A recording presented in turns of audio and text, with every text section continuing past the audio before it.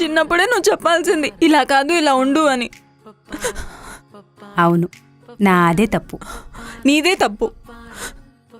అయినా నాకు చాలా మంది ఫ్రెండ్స్ ఉన్నారు స్కూల్లో. నీ బెస్ట్ ఫ్రెండ్ ఎవరు అంటే అందరు నా పేరే చెప్పేవాళ్ళు. అంత ఇష్టం అందరికీ. సరే, ఉన్నారు. చిన్నప్పుడు కూడా క్లాస్లో ఎవరైనా లెటర్ రాస్తే అందరూ నా పేరే ముందు రాశారు. నీకే ఏం తెలీదు. సరే, నాకేం తెలీదు.